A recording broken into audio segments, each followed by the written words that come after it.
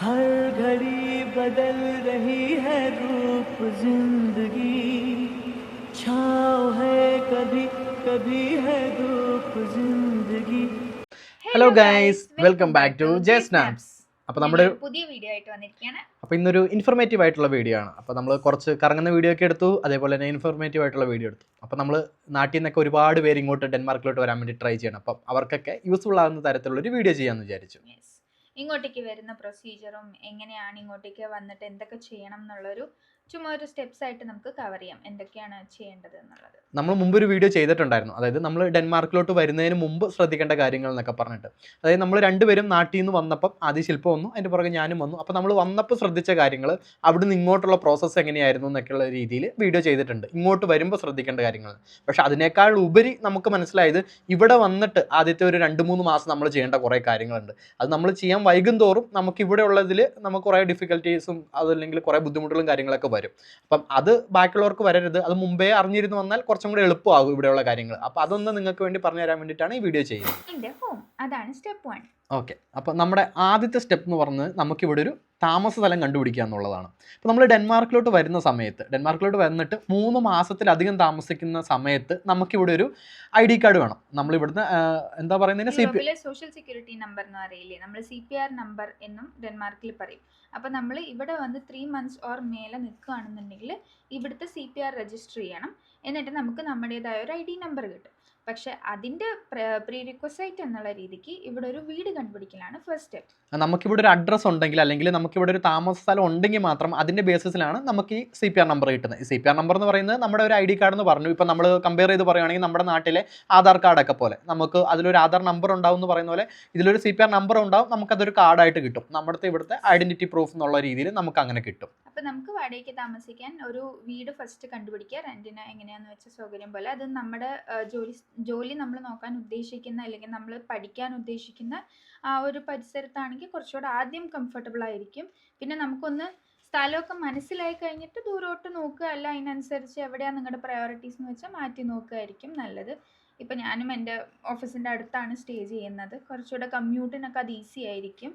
ഇപ്പോൾ നമ്മൾ ഫസ്റ്റ് ഇങ്ങോട്ട് വരുന്ന സമയത്ത് നമ്മൾ എങ്ങനെയാണ് കണ്ടുപിടിച്ചതെന്നൊക്കെ നമ്മൾ ആ ഫസ്റ്റ് പറഞ്ഞ വീഡിയോ ഇല്ലേ, അതായത് നമ്മൾ ഡെൻമാർക്കിലോട്ട് വരുന്ന സമയത്ത് ശ്രദ്ധിക്കേണ്ട കാര്യങ്ങൾ അതിനകത്ത് അത് ഇൻക്ലൂഡ് ചെയ്തിട്ടുണ്ട് ഡീറ്റെയിൽ ആയിട്ട്. കാരണം അതിനകത്ത് കുറേ തട്ടിപ്പും ഇതൊക്കെ വരും. നമ്മൾ നാട്ടിൽ നിന്ന് ഇങ്ങോട്ടുള്ള അതായത് സ്റ്റേയും കാര്യങ്ങളൊക്കെ നമ്മൾ അന്വേഷിക്കുന്ന സമയത്ത് നമ്മൾ ഫേസ്ബുക്ക് വഴിയും അതുപോലെ തന്നെ കുറേ ഉണ്ടല്ലോ, Airbnb അല്ലെങ്കിൽ Airbnb വഴിയൊക്കെ നമുക്ക് അന്വേഷിക്കാം. നോർമലി നാട്ടിൽ നിന്ന് അങ്ങനെ അന്വേഷിക്കാറുണ്ട്. പിന്നെ ഇവിടുത്തെ 1-2 സൈറ്റുകളുണ്ട്. ശില്പയാണ് ആദ്യം ഒറ്റയ്ക്ക് വന്നിട്ട് അതൊക്കെ കൈകാര്യം ചെയ്ത ആൾ. അപ്പോൾ ശില്പയ്ക്ക് അതിനകത്ത് കൂടുതൽ എക്സ്പീരിയൻസ് ഉണ്ട്. ബോളിക് പോർട്ടലാണ് മെയിനായിട്ട് യൂസ് ചെയ്യുന്നത്. അതൊരു മൊബൈൽ ആപ്പ്, അല്ലെങ്കിൽ നമുക്ക് നാട്ടിൽ നിന്ന് ഡൗൺലോഡ് ചെയ്യാൻ പറ്റും. അല്ലെങ്കിൽ അതിൻ്റെ തന്നെ 2-3 വേർഷൻസ് ഓഫ് ആപ്സ് ഉണ്ട്. അതിൽ പക്ഷെ ട്രസ്റ്റബിൾ ആണെന്ന് എങ്ങനെയാണ് ഉദ്ദേശിക്കുന്നതെന്ന് വെച്ചാൽ അവരൊരു കോൺട്രാക്റ്റ് ആദ്യം സൈൻ ചെയ്തിട്ട് മാത്രമേ നമ്മൾ കാശ് എന്താണെങ്കിലും കൊടുക്കാൻ പാടുള്ളൂ. ഇങ്ങനെ ഇപ്പോൾ തട്ടിപ്പിൽ പറയും മെയിനായിട്ട് ഞങ്ങൾ ഫേസ് ചെയ്തൊരു റിപ്പീറ്റ്ലി നമ്മൾ 2-3 പേരുടെ അടുത്തുനിന്ന് കേട്ടതായിരുന്നു. അതായത് അവർ ജസ്റ്റ് ഒരു എഗ്രിമെൻ്റ് ഒക്കെ ബേസിക് അയച്ചു തന്നിട്ട് അത് ഫില്ല് ചെയ്ത് കൊടുക്കുക. എന്നിട്ട് ഇവിടെ മെയിനായിട്ടും പറയുന്ന 3 മാസം അല്ലെങ്കിൽ 5 മാസത്തെ റെൻറ്റും കാര്യങ്ങളൊക്കെ അഡ്വാൻസ് ചോദിക്കുക. അപ്പോൾ ആ ഫണ്ട് അയച്ചു കൊടുക്കുക. അവർ സ്ഥലത്തില്ല, എന്നിട്ട് അവർ കീ ഇങ്ങോട്ട് പോസ്റ്റിൽ നമ്മുടെ അഡ്രസ്സിൽ അയച്ചു തരാം എന്നൊക്കെയുള്ള പറഞ്ഞത്. അതൊന്നും വിശ്വസിക്കരുത്. അപ്പോൾ നമ്മുടെ ഫസ്റ്റ് സ്റ്റെപ്പ് എന്ന് പറഞ്ഞാൽ ഫൈൻഡ് എ ഹോം ആണ്. അതായത് നമുക്ക് ഇവിടെ വീടോ അല്ലെങ്കിൽ നമ്മുടെ ഒരു അഡ്രസ്സ്, നമുക്കിവിടെ താമസിക്കാൻ ഒരു അഡ്രസ്സ് ഉണ്ടെങ്കിലാണ് നമുക്ക് അതിൻ്റെ ബേസിസിലാണ് നമുക്കിവിടെ ID കാർഡ് എടുക്കാൻ പറ്റത്തുള്ളൂ. ഒരു കാര്യം കൂടി ഇതിൽ ആഡ് ഓൺ ചെയ്ത് പറയാവുന്നത് എന്താണെന്ന് വെച്ചാൽ ഇവിടുത്തെ ഹോട്ടൽ എക്സ്പെൻസ് ഭയങ്കരമാണ്.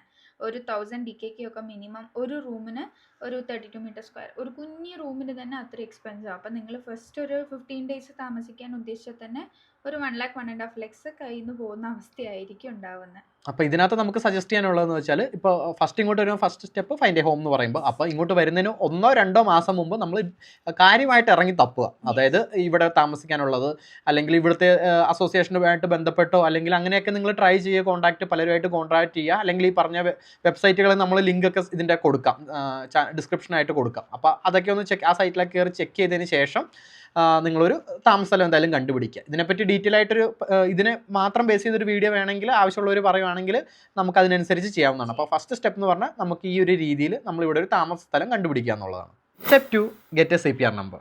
അപ്പോൾ അടുത്ത സ്റ്റെപ്പ് എന്താണെന്ന് വെച്ചാൽ നേരത്തെ പറഞ്ഞ പോലെ നമ്മുടേതായ ഒരു യൂണിക് ഐഡൻറ്റിഫിക്കേഷൻ നമ്പർ നമുക്ക് വേണം. ഇത് 2 രീതിക്ക് ചെയ്യാം. ഓക്കെ, ഫസ്റ്റ് എങ്ങനെയാണെന്ന് വെച്ചാൽ വർക്ക് പെർമിറ്റ് നമ്മൾ അപ്ലൈ ചെയ്യില്ലേ നാട്ടിൽ നിന്നും, അപ്പോൾ തന്നെ നമുക്ക് റെസിഡൻസ് പെർമിറ്റിനും കൂടെ അപ്ലൈ ചെയ്യാം. അപ്പം നമ്മുടെ ഒരു CPR നമ്പർ നമുക്ക് നാട്ടിൽ നിന്ന് രജിസ്റ്റേർഡ് ആയി കിട്ടും, ആക്റ്റീവായിട്ടല്ല. ഇവിടെ വന്ന് കഴിഞ്ഞിട്ട് വേണം നമ്മൾ ആക്ടിവേറ്റ് ആക്കാൻ, അതിനെക്കുറിച്ച് പറയാം. പക്ഷെ അല്ലെങ്കിൽ നമ്മളിപ്പോൾ പഠിക്കാൻ വരുന്നു, അല്ലെങ്കിൽ ഒരു ലോങ് ടേം ലോങ് ടേം അല്ല, ജോലി നോക്കാൻ ആയിട്ട് നമ്മൾ ഇങ്ങോട്ടേക്ക് വന്നു കഴിഞ്ഞിട്ട് ജോലി കണ്ടുപിടിക്കണം, അങ്ങനത്തെ കേസസിൽ ചിലപ്പോൾ നമ്മൾ വിസിറ്റിംഗ് വിസയോ അങ്ങനെ എന്തെങ്കിലും എടുത്ത് വരുമായിരിക്കുമല്ലോ. അപ്പോൾ ഇവിടെ വന്നതിന് ശേഷമായിരിക്കും നമുക്ക് കൂടുതലും നമുക്ക് ഈ ID കാർഡും അതിൻ്റെ ഉള്ള കാര്യങ്ങളൊക്കെ നമ്മൾ പ്രൊസീഡ് ചെയ്യുന്നത്. യെസ്. അപ്പോൾ ഇവിടെ വന്നു കഴിഞ്ഞിട്ട് 2 കേസിലാണെങ്കിലും ആദ്യം എന്താ ചെയ്യേണ്ടതെന്ന് വെച്ചാൽ, ഇവിടുത്തെ കോപ്പൻഹേഗനിലുള്ളത് ഇന്റർനാഷണൽ ഹൗസ് എന്ന് പറഞ്ഞിട്ടുള്ളൊരു സെൻ്ററാണ്. അവർ പൊതുവേ പറയുന്നത് ഇന്റർനാഷണൽ സർവീസ് സെന്റർ സെൻ്ററിനായിരുന്നു, ഞാൻ അതിൻ്റെ പേര് മറന്നുപോയി. അത് ഇപ്പോൾ നമ്മൾ കോപ്പൻഹേഗൻ സെന്ററിൽ നിൽക്കുന്നതുകൊണ്ട് നമുക്ക് ഇവിടെ അടുത്ത് തന്നെ ആയിട്ടുണ്ട്. അതുപോലെ തന്നെ ഡെൻമാർക്കിന്റെ ഒരു സൈഡ് മാത്രമാണ് കോപ്പൻഹേഗൻ, പല സ്ഥലത്തുണ്ട്, ആർഹൂസ്, അങ്ങനെ ഒരുപാട് ഓഡൻസ് ഉണ്ട്, ഡിസ്ട്രിക്ട്സ് ഉണ്ടാവുമല്ലോ നമുക്ക്. അതുപോലെ കുറേ സ്ഥലത്ത് വേറെ വേറെ ആയിട്ടുണ്ട്. ഇവിടെ ഉള്ളത് ഇന്റർനാഷണൽ ഹൗസ് എന്ന് പറഞ്ഞിട്ട് ഇവിടെ സിറ്റി തന്നെ അടുത്ത്. ഓക്കെ, അങ്ങനെയുണ്ട്. അപ്പം അവിടെ പോയിട്ട് അവിടെ ഒരു അപ്പോയിൻമെൻറ്റ് എടുക്കുക, ഓൺലൈനിൽ ഒരു അപ്പോയിൻമെൻറ്റ് എടുക്കുക, നേരിട്ട് പോവുക. എന്നിട്ട് നമ്മുടെ ഉള്ള ഡോക്യുമെൻറ്റ്സ് എല്ലാം കൊണ്ടുപോകണം. അവിടെ ചെല്ലുമ്പോൾ ഓൾറെഡി ഉള്ളതാണെന്നുണ്ടെങ്കിൽ അവരുടെ അടുത്ത് കാണിച്ചാൽ മതി, ഇങ്ങനെ ഇന്ന നമ്പർ നമുക്ക് അസൈൻഡ് ആയിട്ടുണ്ട് എന്ന് പറഞ്ഞിട്ട്. അപ്പോൾ നമ്മൾ പോകേണ്ട സമയത്ത് നമ്മുടെ പാസ്പോർട്ട്, അതുപോലെ ഇപ്പോൾ ഓൾറെഡി നമ്മൾ വർക്ക് പെർമിറ്റ് അല്ലെങ്കിൽ റെസിഡൻസ് പെർമിറ്റ് ഒക്കെ നമുക്ക് കിട്ടിയിട്ടാണ് വരുന്നതെങ്കിൽ അപ്പോൾ അതിനകത്ത് നമ്മൾ മെൻഷൻ ആയിരിക്കും CPR നമ്പർ എന്ന് പറഞ്ഞിട്ട്. പക്ഷേ നമുക്കൊരു CPR കാർഡോ അങ്ങനെയൊന്നും, അത് ആക്ടിവേറ്റ് ചെയ്യുകയാണ് ആ സ്റ്റെപ്പിൽ ചെയ്യേണ്ടത്. അതില്ലാത്തവരാണെങ്കിൽ നമുക്കത് അവിടെ നിന്ന് കിട്ടും. അപ്പോൾ നമ്മൾ പാസ്പോർട്ട്, റെസിഡൻസ് അല്ലെങ്കിൽ വർക്ക് പെർമിറ്റ് അങ്ങനെയുള്ള കാര്യങ്ങളൊക്കെ ആയിട്ട് നമ്മൾ അവിടെ ചെല്ലണം. ഇതിൽ ഒരു എക്സാമ്പിൾ എന്താ പറയാൻ പറ്റുക എന്ന് വെച്ചാൽ, ഇപ്പോൾ നമ്മുടെ ഡേറ്റ് ഓഫ് ബർത്ത് ഉണ്ടാവില്ലേ, ഡേറ്റ് ഓഫ് ബർത്തിൽ 6 ഡിജിറ്റ്സ് ഹൈഫൺ എന്തെങ്കിലും ഒരു 4 ഡിജിറ്റ് റാൻഡം ആയിട്ടുള്ള ഒരു 4 ഡിജിറ്റ് നമ്പർ ആയിരിക്കും ഈ CPR നമ്പർ. അപ്പം നിങ്ങൾ ഓൾറെഡി വർക്ക് പെർമിറ്റും കാര്യങ്ങളും ചെയ്തവരാണെന്നുണ്ടെങ്കിൽ അതിൻ്റെ ഡോക്യുമെന്റ്സ് എടുത്ത് വായിച്ച് നോക്കിക്കഴിഞ്ഞാൽ ഇങ്ങനെ ഒരു നമ്പർ കാണുന്നുണ്ടെങ്കിൽ അതാണ് നിങ്ങളുടെ CPR നമ്പർ. പിന്നെ അതുപോലെ തന്നെ നമ്മളൊരു വീഡിയോ അതിന് മുമ്പ് ചെയ്തിട്ടുണ്ട് ആക്ച്വലി. ഇവിടെ ഞാൻ വന്നതിന് ശേഷം രണ്ടാമത്തെ ഒരു വീഡിയോ ഡെൻമാർക്കിൽ എത്തിയതിന് ശേഷം എൻ്റെ CPR നമ്പർ എടുക്കാൻ പോകുന്ന എക്സ്പീരിയൻസിനെ പറ്റി നമ്മൾ ചാനൽ തുടങ്ങിയിട്ട് ആദ്യം ചെയ്തൊരു സമയത്ത് ചെയ്തിട്ടുണ്ട്. അതിൽ ഞാൻ പറഞ്ഞിട്ടുണ്ട് ഞാൻ എന്തൊക്കെ ഡോക്യുമെന്റ്സ് ആണ് കൊണ്ടുപോയിട്ടുള്ളത്, അതേപോലെ തന്നെ അതിൻ്റെ എക്സ്പീരിയൻസ് എങ്ങനെയായിരുന്നു, ഞാൻ ആ ഒരു പോയി വരുന്ന വരെയുള്ള ഇത് ഡീറ്റെയിൽസ് അതിനകത്ത് പറഞ്ഞിട്ടുണ്ട്. അത് വേണമെങ്കിൽ ഒന്ന് ചെക്കൗട്ട് ചെയ്ത് നോക്കാം. അതേപോലെ തന്നെ നമ്മൾ ഇതിനകത്ത് ഡിസ്ക്രിപ്ഷനിൽ ഇപ്പോൾ പറഞ്ഞ പോലെ തന്നെ ഓരോ സ്റ്റെപ്പ് ബൈ സ്റ്റെപ്പ് അല്ലെങ്കിൽ റെഫർ ചെയ്യാനുള്ള ലിങ്കും കാര്യങ്ങളൊക്കെ കൊടുക്കാം. അപ്പോൾ അതിനകത്ത് കയറിയിട്ടാണ് നിങ്ങൾക്ക് ഇത് അപ്ലൈ ചെയ്യേണ്ടതും അതിൻ്റെ ബാക്കി പ്രൊസീജിയറും കാര്യങ്ങളൊക്കെ. പിന്നെ നമ്മുടെ ഇവിടുത്തെ ഓൾറെഡി ഡെൻമാർക്കിലുള്ള എല്ലാ അതോറിറ്റീസും ഭയങ്കര ഫ്രണ്ട്ലിയാണ്. അപ്പം നമുക്ക് അറിയില്ലെങ്കിൽ പോലും ടെൻഷൻ ആവേണ്ട കാര്യമില്ല. അപ്പോയിൻമെൻറ്റ് എടുത്ത് അവിടെ ചെന്നാൽ മാത്രം മതി, ബാക്കിയെല്ലാം അവർ ചെയ്തു തരും സ്റ്റെപ്പ് ബൈ സ്റ്റെപ്പ് ആയിട്ട്. ഓക്കെ, അപ്പോൾ അവിടെ ചെല്ലുക, നമ്മുടെ ആവശ്യം പറയുക, നമ്മൾ ഇന്നതിനാണ് വന്നതെന്ന് പറയുക. അപ്പോൾ ചിലപ്പോൾ തെറ്റായിരിക്കും, അപ്പോൾ അവർ ഇന്ന കാര്യങ്ങൾ നിങ്ങൾ ചെയ്യണം എന്നുള്ള പോലെ പറയും, അല്ലെങ്കിൽ ഇന്ന ഡോക്യുമെന്റ്സ് കൊണ്ടുവരണം എന്ന് പറയും, അല്ലെങ്കിൽ അവർ അത് ചെയ്തിട്ട് ഇത്ര ദിവസം വെയിറ്റ് ചെയ്യുക അതിൻ്റെ ഉള്ള കാര്യങ്ങൾ എന്ന് പറയും. അപ്പോൾ നമ്മുടെ ഈ സെക്കൻഡ് കേസിൽ, അതായത് നമ്മൾ ഓൾറെഡി നമ്പർ ഇല്ലെങ്കിൽ അവർ രജിസ്റ്റർ ചെയ്തിട്ട് 2 ദിവസം കഴിഞ്ഞ് വരാൻ പറയും അത് ആക്ടിവേറ്റ് ആക്കാൻ. വൺസ് ആക്ടിവേറ്റ് ആക്കി കഴിഞ്ഞാൽ അതിനർത്ഥം നിങ്ങൾ ഇവിടെ 3 months ഓർ മോർ എന്തായാലും സ്റ്റേ ചെയ്യാൻ പോകുന്നു. നമുക്ക് ഓൾറെഡി അതിനുള്ള വാലിഡ് വർക്ക് പെർമിറ്റോ സ്റ്റഡിൻ്റെ പെർമിറ്റോ എന്താണെന്ന് വെച്ചാൽ ഉണ്ട് എന്നാണ് അർത്ഥം. ഓക്കെ, അപ്പോൾ നമ്മുടെ CPR നമ്പർ എന്ന് പറയുന്നത് നമ്മുടെ ഇവിടുത്തെ ID കാർഡ്, അതുപോലെയുള്ള നമ്മുടെ ഒരു ഐഡൻറ്റിഫിക്കേഷൻ നമ്പർ. അപ്പോൾ നമ്പർ ആക്ടിവേറ്റ് ചെയ്ത് നമുക്കൊരു ID കാർഡ് കിട്ടുന്നു. അപ്പോൾ ID കാർഡ് കിട്ടാൻ അവർ ചിലപ്പോൾ 4 to 8 വീക്കൊക്കെ പറയും. അപ്പോൾ അതിൻ്റെ കൂടെ അവർ 2 കാര്യം പറയും. ഒന്ന്, നമുക്കൊരു ഹെൽത്ത് കാർഡ്, അത് നമ്മളിപ്പോൾ ഡീറ്റെയിൽ ആയിട്ട് അടുത്ത സ്റ്റെപ്പിൽ പറയാം. അതുപോലെ തന്നെ ഒരു മിറ്റ് IDയുടെ കാര്യം അവർ പറയും. അപ്പോൾ അത് രണ്ടും നമുക്ക് വരുന്ന സ്റ്റെപ്സിൽ പറയാം. അപ്പോൾ ഇത് നമ്മൾ CPR നമ്പർ രജിസ്റ്റർ ചെയ്യാനോ അല്ലെങ്കിൽ പുതിയൊരു നമ്പറിന് വേണ്ടി ചെല്ലുന്ന സമയത്ത് അവരവിടുന്ന് ഹെൽത്ത് കാർഡിൻ്റെ കാര്യവും അതുപോലെ തന്നെ മിറ്റ് ID എന്നുള്ള രീതിയിലും പറയും. ഈ CPR നമ്പർ വെച്ചിട്ടാണ് നമ്മുടെ ബാങ്കിങ്ങും ഇല്ല ഇവിടുത്തെ ഡെൻമാർക്കിലത്തെ എന്ത് പബ്ലിക് സെക്ടറിൻ്റെ റിലേറ്റഡ് ആയിട്ടുള്ള നമ്മുടെ ഇൻട്രാക്ഷൻസും വരുന്നത് ഈ CPR നമ്പറിൻ്റെ ബേസിസിലാണ്. ഇപ്പം നമുക്ക് നാട്ടിലാണെങ്കിൽ നമുക്ക് ആധാർ കാർഡിന് ഒരു നമ്പർ ഉണ്ട്, പാൻ കാർഡിന് വേറൊരു നമ്പർ ഉണ്ട്, അല്ലെങ്കിൽ ഡ്രൈവിംഗ് ലൈസൻസിന് വേറൊരു നമ്പർ ഉണ്ട്. പക്ഷെ ഇവിടെയാണെന്നുണ്ടെങ്കിൽ എല്ലാം ഈ CPR നമ്പറാണ്. ഇപ്പം നിങ്ങൾ ടാക്സിൻ്റെ റിലേറ്റഡ് എന്തെങ്കിലും നോക്കണമെങ്കിൽ അതിൻ്റെ വെബ്സൈറ്റിൽ കയറിയിട്ട് നമ്മൾ ഈ CPRൻ്റെ നമ്പർ വെച്ചിട്ടാണ് നമ്മൾ സൈൻ ഇൻ ചെയ്യുന്നത്. പക്ഷേ ഒരു മിറ്റ് ID ഓത്തറൈസേഷൻ ഉണ്ടായാൽ നമ്മൾ പിന്നെ സ്റ്റെപ്പ് 4 പറയാം. പക്ഷേ യൂസ് ചെയ്യുന്ന ഒരു യൂസർ നെയിം അല്ലെങ്കിൽ ഒരു ക്രെഡൻഷ്യൽസ് പറയുന്നത് ഈ CPR നമ്പറാണ്. ഓക്കെ, അപ്പോൾ സ്റ്റെപ്പ് 2 എന്ന് പറയുന്നത് നമുക്ക് ഗെറ്റ് എ CPR നമ്പർ എന്നുള്ളതാണ്. അപ്പം അത് അവർ ചെന്ന് അപ്ലൈ ചെയ്തതിന് ശേഷം അവർ പറയും അത് 4 ആഴ്ച അല്ലെങ്കിൽ 8 ആഴ്ചയ്ക്കുള്ളിൽ അത് കിട്ടും എന്നുള്ള രീതിയിൽ പറയും. അപ്പോൾ അത് 2 കാർഡായിട്ടായിരിക്കും നമുക്ക് വരുന്നത്. Okay, step 3 get A health card. അപ്പോൾ നമ്മൾ CPR നമ്പർ രജിസ്റ്റർ ചെയ്യുന്നതിൻ്റെ കൂട്ടത്തിൽ തന്നെ നമുക്ക് ആ കാർഡ് പോസ്റ്റായിട്ടാണ് വരിക. നമ്മുടെ ഏത് അഡ്രസ്സാണ് കൊടുത്തിട്ടുള്ളത് അവിടെ പോസ്റ്റായിട്ടാണ് വരിക. അതിൻ്റെ കൂടെ ഒരു യെല്ലോ കളർ കാർഡ് കിട്ടും. അതിൽ ഒരു അഡ്രസ്സും ഉണ്ടാവും, ഒരു ഡോക്ടറിൻ്റെ പേരും ഉണ്ടാവും. അതാണ് നമ്മുടെ ഹെൽത്ത് കാർഡ് എന്ന് പറയുന്നത്, ഇവിടെ യൂസ് ചെയ്യുന്ന ഒരു കാർഡ്. ഓക്കെ, അപ്പോൾ നമ്മൾ ഹെൽത്ത് കാർഡ് നമുക്ക് കിട്ടുന്ന സമയത്ത് നമ്മൾ ഇതിനകത്ത് മെൻഷൻ ചെയ്തേക്കുന്നത്, അതായത് നമുക്ക് നാട്ടിലൊക്കെ ആണെങ്കിൽ നമ്മൾ പ്രൈവറ്റിൽ അല്ലെങ്കിൽ ഗവൺമെൻറ് ഹോസ്പിറ്റലും കാര്യങ്ങൾക്കൊക്കെ നമ്മൾ എന്തെങ്കിലും കാര്യത്തിനൊക്കെ വേണ്ടിയിട്ട് പോകും. നമുക്ക് ഓരോ നീഡ്സ് അല്ലെങ്കിൽ ഹെൽത്ത് കെയർ ആയിട്ടുള്ള കാര്യങ്ങൾക്ക് വേണ്ടിയിട്ട് പോകും. അപ്പോൾ ഇവിടെ നമ്മൾ ഫസ്റ്റ് മെയിനിലായിട്ട് നോക്കുന്നത് നമ്മുടെ ഈ പറയുന്നത് നമ്മുടെ ഫാമിലി ഡോക്ടർ എന്നാണ് വേണമെങ്കിൽ പറയാം, അല്ലെങ്കിൽ നമ്മുടെ GP എന്നുള്ള രീതിയിൽ പറയും, നമ്മുടെ സ്വന്തം ഡോക്ടർ എന്നുള്ള പോലെ. അപ്പോൾ നമുക്ക് എന്തെങ്കിലും ഹെൽത്ത് റിലേറ്റഡ് ഒരു ഇഷ്യൂസോ അല്ലെങ്കിൽ അങ്ങനെയുള്ള കാര്യങ്ങൾ, അതായത് ഹോസ്പിറ്റൽ റിലേറ്റഡ് ഉള്ള കാര്യങ്ങൾക്ക് വേണ്ടിയിട്ട് നമുക്ക് ഫസ്റ്റ് നമുക്ക് ആ ഒരു നമ്പറിൽ കോൺടാക്ട് ചെയ്യാം. അതുപോലെ തന്നെ ഇവിടെ ഒരു ആപ്ലിക്കേഷൻ ഉണ്ട്, അതിൻ്റെ നമുക്ക് മൊബൈൽ ആപ്ലിക്കേഷൻസ് ഉണ്ട്. അപ്പോൾ അത് നമ്മൾ ഡിസ്ക്രിപ്ഷനിൽ അതിൻ്റെ നെയിമും കാര്യങ്ങളൊക്കെ കൊടുക്കാം. അപ്പോൾ അതിനകത്ത് നമുക്ക് കയറിയിട്ട് നമുക്ക് അപ്പോയിൻമെൻറ്റും കാര്യങ്ങളൊക്കെ എടുക്കാം. അപ്പോൾ അതായത് GP പറഞ്ഞാൽ ജനറൽ പ്രാക്ടീഷണർ ആണ്. അപ്പോൾ അതൊരു ക്ലിനിക്ക് തന്നെയായിരിക്കും, ഫുള്ളൊരു ഹോസ്പിറ്റലൊന്നും ആയിരിക്കില്ല, ഒരു കുഞ്ഞു ക്ലിനിക്ക് ആയിരിക്കും. അതും നമ്മൾ എവിടെയാണോ താമസിക്കുന്നത് അതിൻ്റെ ഒരു 2 കിലോമീറ്റർ റേഡിയസിലായിരിക്കും ഈ ക്ലിനിക്ക് ഉണ്ടാവുന്നത്. നമ്മളിപ്പോൾ വേറെ എവിടെയെങ്കിലും സ്ഥലം മാറിക്കഴിഞ്ഞാൽ നമ്മൾ അഡ്രസ്സ് അപ്ഡേറ്റ് ചെയ്യുമ്പോൾ നമുക്ക് പുതിയൊരു ഹെൽത്ത് കാർഡ് വരും. അതായത് ആ ലൊക്കാലിറ്റിയുടെ 2 കിലോമീറ്റർ അടുത്തുള്ള ഒരു ജനറൽ പ്രാക്ടീഷണർ ആയിരിക്കും പിന്നെ നമ്മുടെ ഡോക്ടർ. പക്ഷെ നമ്മുടെ മെഡിക്കൽ റെക്കോർഡ്സ് ഈ ആപ്പിൽ അവർ ഹിസ്റ്ററി അങ്ങനെ റെക്കോർഡ് ചെയ്യും. ഇപ്പം നമ്മൾ ഡോക്ടറെ പോയി കണ്ടു, ഇതിൽ അപ്പോയിൻമെൻ്റ് എടുക്കും, ഡോക്ടറെ പോയി കാണും. നമുക്ക് റെസിപ്റ്റ് കിട്ടുന്നത്, ഇല്ലെങ്കിൽ ലാബിൽ ടെസ്റ്റ് ചെയ്ത് അതിൻ്റെ റെസിപ്റ്റ് കിട്ടുന്നതും മെഡിക്കൽ ബില്ലും എല്ലാം വരുന്നത് ഇതിലാണ്. മാത്രമല്ല ഇതിലെന്ന് വെച്ചാൽ ആപ്ലിക്കേഷനിലൊക്കെ മാത്രമല്ല ഇതെല്ലാം ഫ്രീയും ആയിരിക്കും. ഇപ്പം നമുക്ക് എന്തെങ്കിലും ഒരു സ്പെഷ്യലിസ്റ്റിൻ്റെ ആവശ്യമുണ്ട്, ഇപ്പോൾ ഗൈനക്ക് അല്ലെങ്കിൽ എന്തെങ്കിലും ഒരു സർജൻ്റെ ആവശ്യം വരികയാണെന്നുണ്ടെങ്കിൽ ഈ ഡോക്ടർ റെക്കമെൻഡ് ചെയ്യും. അപ്പോൾ അതിനനുസരിച്ച് എന്താണോ സ്പെഷ്യലിസ്റ്റ് ഡോക്ടർ അവിടെ പോയി നമ്മൾ കാണുക, അവിടെ അപ്പോയിൻമെൻ്റ് എടുക്കുക, കാണുക, അതിൻ്റെ ട്രീറ്റ്മെൻറ്റ് ചെയ്യുക. ആ റെക്കോർഡും ഇതിൽ തന്നെ അവർ മെയിൻറ്റെയിൻ ചെയ്യും. ഓക്കെ, അപ്പോൾ ഫ്രീ ആന്ന് പറഞ്ഞതിനകത്ത് എനിക്ക് ആഡ് ചെയ്യാനുള്ള ഒരു കാര്യം എന്ന് വെച്ചാൽ ഇതൊക്കെ നമ്മൾ GPനെ കോൺടാക്ട് ചെയ്ത് അതുവഴി പബ്ലിക് ഹോസ്പിറ്റലിൽ ട്രീറ്റ് ചെയ്യുന്ന സമയത്താണ് നമുക്ക് ഫ്രീ വരുന്നത്. അതല്ല നമുക്ക് ചിലപ്പോൾ അതിന് നമ്മുടെ ഇതനുസരിച്ചിട്ട് അത് അവർ ചെക്ക് ചെയ്തിട്ട് ഇത് എത്ര ടൈമിനുള്ളിൽ ചെയ്യണം അല്ലെങ്കിൽ കുഴപ്പമില്ല എന്നുള്ള രീതിയിലായിരിക്കും അവരതിൻ്റെ പ്രയോറിറ്റി കാൽക്കുലേറ്റ് ചെയ്യുക. അപ്പോൾ അതല്ല നമ്മുടെ ഒരു പർപ്പസ്ഫുള്ളി നമുക്കിപ്പോൾ പെട്ടെന്ന് വേണം എന്നുള്ളതാണെങ്കിൽ നമ്മൾ പ്രൈവറ്റ് ഹോസ്പിറ്റലിൽ പോകേണ്ടി വരും. അത് ഇച്ചിരി എക്സ്പെൻസീവ് ആണെന്നുള്ള രീതിയിലാണ് നമുക്കറിയാൻ പറ്റിയത്. പേഴ്സണലി നമുക്ക് ഈ പറഞ്ഞ കാര്യങ്ങളൊന്നും ഇതുവരെ എക്സ്പീരിയൻസ് ചെയ്തിട്ടില്ല. എന്തോ ഭാഗ്യം കൊണ്ട് നമുക്കിതുവരെ ഒന്നും ഇപ്പോൾ 1 ഇയർ, ശില്പം 1 ഇയർ കഴിഞ്ഞു, ഞാനൊരു 8 months ആകുന്നു നമ്മളിവിടെ. അപ്പോൾ ഇതുവരെ നമുക്ക് ഹോസ്പിറ്റലിൽ പോകേണ്ട ഒരു ആവശ്യവും വന്നിട്ടില്ല. പക്ഷെ നമുക്കൊന്ന് ഇതിൻ്റെ ഒരു എക്സ്പീരിയൻസിന് വേണ്ടി ഒരു എന്തെങ്കിലും ഒരു കാര്യങ്ങൾ ഒരു മിനിമം എന്തെങ്കിലും വരുവാണെങ്കിൽ 1 time ഒന്ന് ഇതെങ്ങനെയാണ് ഇതിൻ്റെ പ്രോസസ്സ് എന്നൊക്കെ ഒന്ന് അറിയാൻ വേണ്ടി ഒന്ന് കോൺടാക്ട് ചെയ്ത് നോക്കണം എന്ന് വിചാരിച്ചിരിക്കുന്നു. പക്ഷേ ഇതുവരെ അതിൻ്റെ ഒരു ആവശ്യം വന്നിട്ടില്ല. അപ്പോൾ നമ്മൾ ഇപ്പൊ പറഞ്ഞ പ്രൊസീജിയർ എന്തെങ്കിലും ഒരു ലോങ് ടേം നമുക്കിപ്പോൾ അലർജി കാര്യങ്ങൾ എന്തെങ്കിലുമൊക്കെ വരികയാണെങ്കിൽ മാത്രം ഒരു സ്മോൾ ഡിസീസിനാണ്. അല്ലാതെ നമുക്കിവിടെ ഒരു എമർജൻസി നമ്പർ ഉണ്ട്, അതിൽ വിളിച്ചു കഴിഞ്ഞാൽ ആദ്യം അവർ ഉടനെ വീഡിയോ കോളിൽ വരും, എന്നിട്ട് എന്താ സംഭവം എന്ന് നോക്കും. എന്നിട്ട് സീരിയസ് ആണെന്ന് അവർക്ക് മനസ്സിലായ അവർ അപ്പം തന്നെ ആംബുലൻസ് അയക്കും. നമ്മൾ ആംബുലൻസിൽ കയറ്റി ഏത് ഡോക്ടറെത്താന്ന് വെച്ചാൽ അവർ കൊണ്ടുപോകും.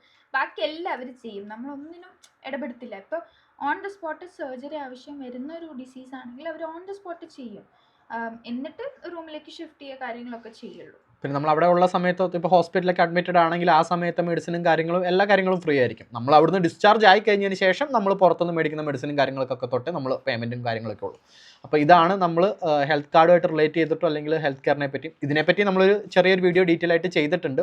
അപ്പോൾ നിങ്ങൾക്ക് അത് ചെക്കൗട്ട് ചെയ്ത് നോക്കാം, ചാനലിൽ നോക്കിയാൽ ഇൻഡിവിജ്വലായിട്ട് ഇതിനെപ്പറ്റിയുള്ള വീഡിയോസ് ചെയ്തിട്ടുണ്ട്, നമ്മുടെ ഹെൽത്ത് കെയർ സിസ്റ്റം എങ്ങനെയാണെന്നുള്ള പോലെയൊക്കെ. അപ്പോൾ ഇതാണ് ഹെൽത്ത് കാർഡ് നമുക്ക് കിട്ടുന്നതും അത് റിലേറ്റീവ് ആയിട്ടുള്ള സംഭവിക്കുന്ന കാര്യങ്ങൾ. അതായത് ഈ ഒരു ഹെൽത്ത് കാർഡിൽ വെച്ചിട്ടാണ് എല്ലാം അങ്ങനെ ട്രാക്ക് ചെയ്തും കാര്യങ്ങളും വരുന്നതും. Step 4 get a Mit ID. അപ്പോൾ നമ്മൾ മിറ്റ് ഐ ഡി എന്ന് പറയുന്നത് നമ്മുടെ ഇവിടുത്തെ ഒരു വെരിഫിക്കേഷൻ പ്രോസസ്സ് ആണെന്നുള്ള രീതിയിൽ പറയാം. ഇതൊരു മൊബൈൽ ആപ്ലിക്കേഷൻ ഓതറൈസേഷൻ എന്നുള്ള രീതിയിൽ, ഓൺലൈൻ ഓതറൈസേഷൻ എന്നുള്ള പോലെ. അപ്പോൾ നമുക്കിതിനൊരു മിറ്റ് ഐ ഡി എന്ന് പറഞ്ഞിട്ട് തന്നെ ഒരു മൊബൈൽ ആപ്ലിക്കേഷൻ ഉണ്ട്. അത് നമ്മൾ ഇൻസ്റ്റാൾ ചെയ്ത് കഴിഞ്ഞതിന് ശേഷം നമ്മൾ ഈ CPR കാർഡ് അല്ലെങ്കിൽ CPR നമ്പർ രജിസ്റ്റർ ചെയ്തിട്ട് അത് ആക്ടിവേറ്റ് ചെയ്യാൻ പോകുന്ന സമയത്ത് തന്നെ അവർ ഓട്ടോമാറ്റിക്കലി നമ്മളോട് പറയും മിറ്റ് ഐ ഡി സെറ്റ് ചെയ്യാന്നുള്ള രീതിയിൽ. അത് 2 രീതി ചെയ്യാൻ പറ്റും. ഒരു ചെറിയ ഡിവൈസ് ഉണ്ട്, നമുക്ക് കയ്യിലൊക്കെ പിടിക്കാൻ പറ്റുന്ന ഒരു എക്സാമ്പിൾ ഇതുപോലെ കാണിക്കാം. ഒരു ചെറിയ ഡിവൈസ് അവിടെ നിന്ന് തരും, അത് ഒന്നാമത്തെ രീതിയിൽ ചെയ്യാം. അപ്പോൾ അതിനകത്തോട്ട് ഒരു നമ്പർ OTP അല്ലെങ്കിൽ അങ്ങനെ ഒരു രീതിയിൽ ആ ഒരു ഡിവൈസിൽ ഒരു നമ്പർ കാണിക്കും, അത് വെച്ച് നമുക്ക് വെരിഫൈ ചെയ്യാൻ പറ്റും. രണ്ടാമത്തെ സ്റ്റെപ്പ് എന്ന് പറയുന്നത് ഒരു മൊബൈൽ ആപ്ലിക്കേഷനാണ്. ആദ്യത്തെ ഞാൻ ചെയ്തിട്ടില്ല കേട്ടോ. ഇവൻ ആദ്യം പോയി സെറ്റ് ചെയ്യാൻ നോക്കിയപ്പോൾ മൊബൈൽ ആപ്ലിക്കേഷൻ എന്തോ കാരണവശാൽ സെറ്റ് ആയില്ല. അതുകൊണ്ട് ഇവൻ ആ ഡിവൈസ് കൊടുത്ത് അങ്ങനെ ഒരു എക്സ്പീരിയൻസ് ഉണ്ട്. പക്ഷെ ഞാൻ ഇതുവരെ മൊബൈൽ ആപ്പ് യൂസ് ചെയ്തിട്ടുള്ളൂ. ഫസ്റ്റ് ടൈം പോയപ്പോൾ തന്നെ നമ്മുടെ അത് നമ്മുടെ CPR നമ്പർ ഇല്ലേ, CPR നമ്പറിന് അസോസിയേറ്റഡ് ആയിട്ട് നമ്മളോട് ഒരു യൂസർ നെയിം എടുക്കാൻ പറയും. എന്തെങ്കിലും ഇപ്പോൾ ശില്പ സുരേഷ് 15 അങ്ങനെ എന്തെങ്കിലും ഒരു യൂസർ നെയിം എടുക്കാൻ പറയും. അതുമായിട്ട് റിലേറ്റ് ചെയ്തിട്ട് ഒരു പിന്നും കൂടെ നമ്മൾ സെറ്റ് ചെയ്യും. എന്നിട്ട് നമ്മളിപ്പോൾ ഒരു ബാങ്ക് അക്കൗണ്ട് ഓപ്പൺ ചെയ്തു. അപ്പോൾ ആ ബാങ്ക് അക്കൗണ്ടിൽ ഒരു ട്രാൻസാക്ഷൻ ചെയ്യുമ്പോൾ അതിലേക്ക് പോകും. അതായത് മിറ്റൈഡിയുടെ ഉള്ളിൽ അപ്രൂവ് ചെയ്യുക എന്ന് പറയും. അപ്പം നമ്മൾ മിറ്റൈഡ് ഓപ്പൺ ചെയ്ത് നോക്കുമ്പോൾ അതിലൊരു റിക്വസ്റ്റ് വന്ന് നടക്കുന്നുണ്ടാവും. നമ്മുടെ ഈ ശരിക്കും നമ്മുടെ ക്ലൗഡിൽ അറിയുന്ന ഒരു MFAയുടെ ഒരു ഇതെല്ലാവരും IT ഫീൽഡിലുള്ളവരൊന്നും ആയിരിക്കില്ല കാണുന്നത്. സിമ്പിൾ ആയിട്ട് പറയുകയാണെങ്കിൽ ഇതൊരു OTP വെച്ചിട്ട് 2 സ്റ്റെപ്പ് നമ്മൾ വെരിഫിക്കേഷൻ ചെയ്യില്ലേ, നമ്മളൊരു OTP ചെയ്യുന്ന പോലെ. അതായത് നമ്മളൊരു പർപ്പസിന് വേണ്ടി നോക്കുമ്പോൾ നമ്മളാണോ എന്ന് അറിയാൻ വേണ്ടിയിട്ട് നമ്മൾ കൊടുത്ത മൊബൈൽ നമ്പറിലോട്ട് ഒരു OTP വരും, നമ്മൾ അത് കൊടുത്ത് നമ്മളാന്ന് വെരിഫൈ ചെയ്യും. സിമിലർ പ്രോസസ്സ് നമ്മളിവിടെ എന്തെങ്കിലും ബാങ്ക് ട്രാൻസാക്ഷനോ ഓക്കെ. അപ്പോൾ സിമിലർ സ്റ്റെപ്പ് നമ്മളിവിടെ ഒരു ബാങ്ക് ട്രാൻസാക്ഷനോ അല്ലെങ്കിൽ നമ്മളിവിടെ ഒരു മൊബൈൽ ഗവൺമെൻറ് ആയിട്ട് റിലേറ്റഡ് ആയിട്ടുള്ള എന്തെങ്കിലും ഒരു കാര്യം ചെയ്യുന്ന സമയത്ത് അത് നമ്മുടെ ഐഡൻറ്റിഫിക്കേഷൻ, അതായത് നമ്മുടെ ഐഡൻറ്റിറ്റി വെരിഫൈ ചെയ്യാൻ വേണ്ടിയിട്ട് നമ്മുടെ ഈ ആപ്പിനകത്തോട്ട് ഒരു റിക്വസ്റ്റ് വരും, നമ്മളത് സ്വൈപ്പ് ചെയ്ത് നമ്മൾ അപ്രൂവ് ചെയ്യും. സിമിലർ ഇതാണ്. OTP വരുന്നത് നമ്മൾ നാട്ടിൽ ചെയ്യുന്ന പോലെ ഇവിടുത്തെ ഒരു സിമിലർ ആയിട്ടുള്ള ഒരു വെരിഫിക്കേഷൻ ഓൺലൈൻ പ്രോസസ് ആണ് മിറ്റൈഡ് ത്രൂ ചെയ്യുന്നത്. OTP വരുന്നത് കൊണ്ട് എല്ലാവരും പറ്റിക്കുന്നു, OTP കൊടുക്കുന്നു എന്നൊക്കെയുള്ള പ്രശ്നങ്ങളുണ്ടല്ലോ. ഇവിടെ അതില്ലല്ലോ. കാരണം നമ്മുടെ ഫോണിലല്ലേ കിടക്കുന്നത്. പിന്നെ നമുക്ക് അറിയാമല്ലോ, നമ്മൾ എന്തെങ്കിലും ട്രാൻസാക്ഷൻ ചെയ്താൽ മാത്രമേ ഇതിലേക്ക് റിക്വസ്റ്റ് വരുള്ളൂ. ഈ ആപ്പ് അതുപോലെ തന്നെ സെക്യൂർഡ് ആയിരിക്കും. നമ്മൾ പാസ്വേഡ് അടിച്ചിട്ട് ആപ്പ് ഓപ്പൺ ആകാൻ പറ്റുള്ളൂ. അതുപോലെ അല്ലെങ്കിൽ നമ്മുടെ ഫിംഗർ പ്രിൻ്റ് ഒക്കെ വെച്ചിട്ട്, അപ്പം അതും സെക്യൂർഡ് ആയിട്ടുള്ള രീതിയിലാണ്. അപ്പോൾ അതാണ് മിറ്റൈഡ് എന്ന് പറയുന്നത്. ഇതിനകത്ത് ഒരു കാര്യം കൂടെ മെൻഷൻ ചെയ്യാനുള്ളത്, നമ്മൾ സ്റ്റെപ്പ് 1 CPR കാർഡിന് വേണ്ടി അപ്ലൈ ചെയ്യുന്ന കാര്യം പറഞ്ഞു. അപ്പോൾ ആ സമയത്ത് അവർ പറയുന്നത് 4 ആഴ്ച അല്ലെങ്കിൽ 8 ആഴ്ച എന്നുള്ള പോലെ പറയും, 4 വീക്ക് അല്ലെങ്കിൽ 8 വീക്സ്. അപ്പോൾ അതിനുള്ളിൽ നമുക്ക് ഈ CPR കാർഡും നമ്മുടെ ഹെൽത്ത് കാർഡും നമ്മുടെ അഡ്രസ്സിലോട്ട്, നമ്മൾ ഈ കൊടുത്ത അഡ്രസ് പ്രൂഫിലോട്ട് അല്ലെങ്കിൽ നമുക്ക് പോസ്റ്റായിട്ട് വരും എന്നുള്ള പോലെ. അപ്പം അങ്ങനെ വന്നില്ല എന്നുണ്ടെങ്കിൽ നമ്മളിവിടെ സിരി എന്ന് പറയുന്നത് നമുക്ക് സെർച്ച് ചെയ്ത് നോക്കാൻ അറിയാൻ പറ്റും. അതിൻ്റെ ഫുൾ ഫോം എന്താണെന്ന് കറക്റ്റ് അറിയില്ല. അപ്പം നമ്മൾ അവിടെ പോയതിന് ശേഷം, അല്ലെങ്കിൽ നമുക്ക് CPR കാർഡ് കിട്ടിയില്ല, നമ്മൾ എന്താ ചെയ്യേണ്ടതെന്ന് വെറുതെ ഗൂഗിൾ ചെയ്ത് നോക്കിയാൽ അവർ ആ സ്റ്റെപ്സ് കാണിക്കും നമ്മൾ എന്താ അടുത്തത് ചെയ്യേണ്ടതെന്നുള്ളത്. അപ്പോൾ സിരി എന്ന് പറഞ്ഞ് നമ്മുടെ ഇവിടുത്തെ ഒരു ഓഫീസുണ്ട്. നമ്മൾ അവിടെ പോയി കഴിഞ്ഞിട്ട് നമുക്ക് കിട്ടിയില്ല എന്ന് പറയുമ്പോൾ അവർ അതിനനുസരിച്ചുള്ള പ്രോസസ്സ് റീസ്റ്റാർട്ട് ചെയ്യുകയോ അല്ലെങ്കിൽ നെക്സ്റ്റ് ഒരു 4 വീക്സിനുള്ളിൽ കിട്ടും എന്നുള്ള രീതിയിൽ പറഞ്ഞു. എനിക്ക് ശരിക്കും അങ്ങനെ കിട്ടി. എനിക്ക് ഡിലേ ആയിട്ട് എനിക്ക് മൊത്തത്തിൽ ഒരു 3 months എടുത്തു നമ്മുടെ ID കാർഡും എല്ലാം കിട്ടാൻ വേണ്ടിയിട്ട്. അപ്പോൾ അതൊന്നും ജസ്റ്റ് മെൻഷൻ ചെയ്താണ്. പോയെന്ന് വെച്ചാൽ ഫസ്റ്റ് ഇവിടെ വന്നതിന് ശേഷം CPR കാർഡ് വരുന്നതിന് മുന്നേ നാട്ടിലേക്ക് വരാൻ നോക്കി കല്യാണം കഴിക്കാൻ വേണ്ടിയിട്ട്. അപ്പോൾ ആ സമയത്ത് CPR കാർഡിലാണ് ശരിക്കും നമുക്ക് പിന്നീട് നമ്മൾ നാട്ടിലൊക്കെ പോയി വരുന്നത്. കാരണം നമ്മുടെ വിസ എൻട്രി വിസ മാത്രമാണ്, ഒരു 6 monthsനുള്ള എൻട്രി വിസ. അത് കഴിഞ്ഞിട്ട് നമുക്ക് എത്ര കാലം വർക്ക് പെർമിറ്റ് ഉണ്ടോ അത്രയും കാലത്തെ നമ്മുടെ വിസ കിടക്കുന്നത് ഈ CPRൽ തന്നെയാണ്. അപ്പം നമ്മൾ പാസ്പോർട്ടും ഈ കാർഡും കൊണ്ടുപോയാൽ മതി നമുക്ക് നാട്ടിൽ പോയിട്ട് വരുമ്പോൾ ഒക്കെ. അപ്പോൾ ഈ കാർഡ് ഇല്ലാത്തതുകൊണ്ട് അവിടെ ചെന്നു അവരെനിക്കൊരു റീ എൻട്രി വിസയും കൂടെ തന്നിട്ടാണ് ഞാൻ നാട്ടിലേക്ക് വന്നത്. അപ്പോൾ ഇങ്ങനെയുള്ള എന്തെങ്കിലും കാര്യങ്ങൾക്കൊക്കെ നമ്മളൊരു സെക്കൻഡ് സെൻറ്ററിൽ പോകുന്നതാണ് ഈ സിരി. ഇൻ്റർനാഷണൽ ഹൗസ് പറയണത് ജസ്റ്റ് ഒരു ഇനീഷ്യൽ ഫസ്റ്റ് ടൈം പോകുന്ന ഒരു സ്ഥലമാണ്. അതായത് ഡെൻമാർക്കിലോട്ട് ആദ്യം വരുമ്പം അവർക്കൊന്ന് സെറ്റ് എല്ലാ കാര്യങ്ങളും ഒരു ID കാർഡൊക്കെ എടുത്തൊന്ന് എല്ലാം ഒന്ന് സെറ്റ് ചെയ്യാൻ വേണ്ടിയിട്ടുള്ള ഒരു ഇനീഷ്യൽ പർപ്പസിനാണ് ഇൻ്റർനാഷണൽ ഹൗസിൽ പോകുന്നത്. പിന്നെ ബാക്കിയുള്ള ഇതുപോലെയുള്ള പെൻഡിങ് ആയിട്ടുള്ള കാര്യങ്ങൾക്കൊക്കെ നമ്മൾ ശരിയായിട്ടാണ് കോൺടാക്ട് ചെയ്യുന്നത്. ഇപ്പോൾ ഡൗട്ടും കാര്യങ്ങളൊന്നും വേണ്ട, നമ്മൾ എന്തുണ്ടെങ്കിലും ഗൂഗിൾ ചെയ്ത് എന്താണെന്ന് നോക്കിക്കഴിഞ്ഞാൽ അപ്പം തന്നെ ഇന്നതാണെന്നുള്ള രീതിയിൽ റിപ്ലൈ കിട്ടും. ഇവിടെ എല്ലാം സ്ട്രേറ്റ് ഫോർവേഡ് ആണ്. നേരെ ചെല്ലുക, കാര്യം പറയുക, അവരെന്താ വേണ്ടതെന്ന് പറയും, അതിനനുസരിച്ച് പോവുക. എല്ലാ അപ്പോയിൻമെൻ്റ് എടുത്ത് എല്ലാം ഓൺലൈനാണ്. അല്ല നാട്ടിലാത്ത പോലെ നമ്മൾ വെയിറ്റ് ചെയ്ത് അവരെ കോൺടാക്ട് ചെയ്ത് ഇവരെ കോൺടാക്ട് ചെയ്യുന്ന അങ്ങനത്തെ പരിപാടി ഒന്നുമില്ല. എല്ലാം സ്ട്രേറ്റ് ഫോർവേഡ് ആണ്. ഒന്നെങ്കിൽ ഓൺലൈൻ സൈറ്റ് വഴി അല്ലെങ്കിൽ മൊബൈൽ ആപ്ലിക്കേഷൻസ് വഴി അങ്ങനെയാണ് കാര്യങ്ങളൊക്കെ നടക്കുന്നത്. നേരിട്ട് പോയി കഴിഞ്ഞാൽ അവരുടെ എൻട്രൻസിൽ തന്നെ ഒരു ടിക്കറ്റ് അല്ലെങ്കിൽ അപ്പോയിൻമെന്റ് എടുക്കുന്ന ഒരു മെഷീൻ പോലൊരു സാധനം ഉണ്ടാവും. അപ്പോൾ അതിൽ പോയി ടിക്കറ്റ് പോലെ എടുത്ത് അവർ അപ്പോയിൻമെന്റ് എടുത്താൽ നമുക്ക് ആ സമയത്ത് പിന്നെ പോയാൽ മതി. അങ്ങനെ ഓക്കെ. അപ്പോൾ അങ്ങനെയാണ് ആദ്യത്തെ സ്റ്റെപ്പിൻ്റെ കൂടെ വിട്ടുപോയതാണ്. പക്ഷേ ഇതെല്ലാം കണക്റ്റഡ് ആണ്. നമ്മൾ ഒരു CPR നമ്പർ എടുക്കുന്നത്, ഹെൽത്ത് കാർഡ്, അതുപോലെ തന്നെ മിറ്റ് ID എന്നൊക്കെ പറഞ്ഞ് ഇതൊക്കെ കണക്ട് ചെയ്ത് കിടക്കുന്നതാണ്. അപ്പോൾ ഇതാണ് നമ്മുടെ step 4. Step 5 read your digital post. ഈ സ്റ്റെപ്പിൽ എന്താണെന്ന് വെച്ചാൽ നമ്മുടെ ഡാനിഷ് ഗവൺമെൻറ് അല്ലെങ്കിൽ എന്തെങ്കിലും ഒരു ഡാനിഷ് പബ്ലിക് സെക്ടർ നമ്മളുമായിട്ട് കമ്മ്യൂണിക്കേറ്റ് ചെയ്യാൻ യൂസ് ചെയ്യുന്ന ഒരു ഇമെയിൽ കമ്മ്യൂണിക്കേഷൻ ആപ്ലിക്കേഷൻ അല്ലെങ്കിൽ ഒരു മീഡിയമാണ് ഈ ഡിജിറ്റൽ പോസ്റ്റ് എന്ന് പറയുന്നത്. എന്ത് റിലേറ്റഡ്, ഇപ്പം നമ്മളൊരു CPR രജിസ്റ്റർ ചെയ്താൽ തന്നെ നമുക്കൊരു അക്നോളജ്മെൻറ്റ് മെയിൽ വരും. അത് വരുന്നത് ഡിജിറ്റൽ പോസ്റ്റ് എന്ന് പറഞ്ഞൊരു ആപ്ലിക്കേഷനിൽ അല്ലെങ്കിൽ ഒരു വെബ്സൈറ്റിലാണ്. 1-2 ആപ്ലിക്കേഷൻ ഉണ്ട് അതുപോലെ തന്നെ ഗവൺമെൻറ്റുമായിട്ട് ലിങ്ക് ചെയ്തിട്ട്. ഇപ്പം ഞാൻ യൂസ് ചെയ്യുന്ന ബുക്ക് അങ്ങനെ പറയുന്ന ഒരു ആപ്ലിക്കേഷൻ ഉണ്ട്. അതുപോലെ തന്നെ വേറെ 1-2 ഉണ്ട്. ഇപ്പോൾ ഏതാണെങ്കിലും നമ്മളത് എന്താ പറയുക ഡൗൺലോഡ് ചെയ്തിട്ട് അതിൽ നമ്മുടെ CPR നമ്പർ അടിച്ചു കൊടുത്ത് നമ്മൾ രജിസ്റ്റർ ചെയ്ത് കഴിഞ്ഞാൽ നമുക്ക്, ഇപ്പം നമ്മൾ നോർമലി വർക്ക് ചെയ്യുന്നവരൊക്കെ ആണെങ്കിൽ നമുക്ക് Gmail യൂസ് ചെയ്യാം, അതുപോലെ തന്നെ Outlook. ഔട്ട്ലുക്ക് യൂസ് ചെയ്യുന്നവരുണ്ട്. അപ്പോൾ പല രീതിയിലുണ്ട്. അപ്പോൾ അങ്ങനെയാണ് നമ്മുടെ CPR നമ്പർ വെച്ച് രജിസ്റ്റർ ചെയ്യുക, നമുക്ക് മെയിലും കാര്യങ്ങളൊക്കെ വരും. ഇപ്പോൾ ഇപ്പോൾ ഞാൻ വർക്ക് ചെയ്യുന്ന സമയത്ത് ഇവിടെ പാർട്ട് ടൈം ആയിട്ടൊക്കെ നോക്കുന്ന സമയത്തൊക്കെ എനിക്ക് പേ സ്ലിപ്പും കാര്യങ്ങളൊക്കെ എനിക്ക് ഡിജിറ്റൽ പോസ്റ്റ് വഴിയാണ് വരുന്നത്. ഇപ്പം ശില്പയ്ക്ക് എങ്ങനെ വരും? അത് ഓഫീസ് റിലേറ്റഡ് അല്ലെങ്കിൽ അങ്ങനെയൊക്കെ ആയതുകൊണ്ട് അതിനകത്ത് വരും. അപ്പോൾ ഈ രീതിയിൽ നമ്മുടെ ഡിജിറ്റൽ പോസ്റ്റ് ഇവിടെ മോസ്റ്റ്ലി അങ്ങനെയുള്ള കാര്യങ്ങൾ, കമ്മ്യൂണിക്കേഷനും കാര്യങ്ങളൊക്കെ ഡിജിറ്റൽ പോസ്റ്റ് വഴിയാണ്. അല്ലാത്ത നമ്മുടെ ഈ ID കാർഡ് അയച്ചു കൊടുക്കുക അല്ലെങ്കിൽ കാർഡുകളൊക്കെ ട്രാൻസ്ഫർ ചെയ്യുന്നതിന് മാത്രം നമ്മുടെ ഫിസിക്കലായിട്ടുള്ള എല്ലാ വീട്ടിലും ഒരു പോസ്റ്റ് ബോക്സ് ഉണ്ടാവും. ഞങ്ങൾ ഇനി എല്ലാം മുമ്പത്തെ വീഡിയോ ഒരെണ്ണം കണ്ട് നമ്മൾ ഹോം ടൂർ ഒക്കെ ചെയ്യും. 1-2 പേര് ഇങ്ങനെ ചോദിക്കുന്നുണ്ടായിരുന്നു ഹോം ടൂർ ചെയ്യുമെന്ന്. അപ്പോൾ നമ്മളല്ലാത്ത ഒരു വീഡിയോസ് ജസ്റ്റ് പുറത്ത് പോകുന്ന ഏതൊരു വീഡിയോയിൽ നമ്മൾ മെൻഷൻ ചെയ്തിട്ടുണ്ട്. എല്ലാവർക്കും നമ്മുടെ ഇപ്പോൾ വീടിനൊക്കെ നാട്ടിലൊക്കെ ഓരോ ഇതുള്ള വീട് നെയിം ഉള്ള പോലെ തന്നെ നമുക്കിവിടെ ഒരു ഹൗസ് നമ്പർ ഉണ്ടാവും. അല്ലെങ്കിൽ ഇപ്പോൾ നമ്മുടെ ഫ്ലോർ വെച്ചിട്ട് ഫ്ലോർ പോയിന്റ് നമ്മുടെ ഹൗസ് നമ്പർ എന്നുള്ള പോലെ. അപ്പോൾ അത് വെച്ചിട്ട് ഒരു ബോക്സ് എല്ലാവർക്കും ഉണ്ടാവും. ഇപ്പോൾ വീടാണെങ്കിൽ വീടിൻ്റെ ഫ്രണ്ടിലുണ്ടാവും, അപ്പാർട്ട്മെൻറ്റിലാണെങ്കിൽ അപ്പാർട്ട്മെൻറ്റിൽ കയറുന്ന ഫസ്റ്റ് എൻട്രൻസിൽ തന്നെ എല്ലാ ഫ്ലോറിൻ്റെ അല്ലെങ്കിൽ എല്ലാ അപ്പാർട്ട്മെൻറ്റിൻ്റെ ഇത് വെച്ചിട്ടുണ്ടാവും. അപ്പോൾ അതിനകത്ത് നമ്മൾ ഇടയ്ക്ക് അല്ലെങ്കിൽ ഡെയിലിയോ അല്ലെങ്കിൽ 2 ദിവസം കൂടുമ്പോൾ വെറുതെ ചെക്ക് ചെയ്ത് നോക്കും. നമുക്ക് ആർക്കും ലെറ്റേഴ്സോ അല്ലെങ്കിൽ അഡ്വർടൈസ്മെൻറ്റോ അല്ലെങ്കിൽ ഇങ്ങനെയുള്ള കാർഡുകളും കാര്യങ്ങളൊക്കെ വരും. അപ്പോൾ ഡിജിറ്റൽ ആയിട്ടുള്ളതിന് നമ്മുടെ ഈ ഡിജിറ്റൽ പോസ്റ്റാണ് യൂസ് ചെയ്യുന്നത്. 6 get A tax card and Danish bank account. അപ്പം നമ്മൾ നാട്ടിലെ എല്ലാ ICICI SBIയിലൊക്കെ അക്കൗണ്ട് എടുക്കുന്നത് പോലെ ഇവിടുത്തെ സാലറി വരാൻ ഇവിടുത്തെ ബാങ്ക് അക്കൗണ്ടിൽ നമുക്കൊരു അക്കൗണ്ട് വേണം. ഇവിടെ ഇതേപോലെ കുറേ ബാങ്ക്സ് ഉണ്ട്, 1-2 പേര് നോഡിയ ബാങ്ക്. അതുപോലെ തന്നെ ഇപ്പോൾ മെയിനായിട്ട് ഞങ്ങൾ 2 യൂസ് ചെയ്യുന്നതാണ്. ഡാൻസ്കെയാണ് ശില്പ യൂസ് ചെയ്യുന്നത്, ഞാൻ നോഡിയ എന്ന് പറഞ്ഞിട്ടാണ്. പിന്നെ അതുപോലെ തന്നെ പല ബാങ്കിങ് സെക്ടറുകളുണ്ട്. ഇതാണ് മെയിനായിട്ടും 2 എണ്ണം എന്താ പറയുന്നത് പോപ്പുലർ ആയിട്ടുള്ള 2 എണ്ണം. അതുപോലെ തന്നെ വേറെ ബാങ്കുകളുണ്ട്. അപ്പോൾ ഈ ബാങ്ക് അക്കൗണ്ട് നമുക്ക് 2 രീതിക്ക് എടുക്കാം. അതായത് എങ്ങനെ എടുത്താലും, നമ്മളത് ഓൺലൈനിൽ എടുത്താലും ഇല്ല നേരിട്ടൊരു ബാങ്ക് പോയാലും അവർ ഓൺലൈൻ പ്രൊസീജിയേഴ്സ് എന്താണെന്ന് പറഞ്ഞു തരും. അപ്പോൾ ബാക്കി കാര്യങ്ങൾ ഓൺലൈനിൽ ത്രൂ എടുക്കും.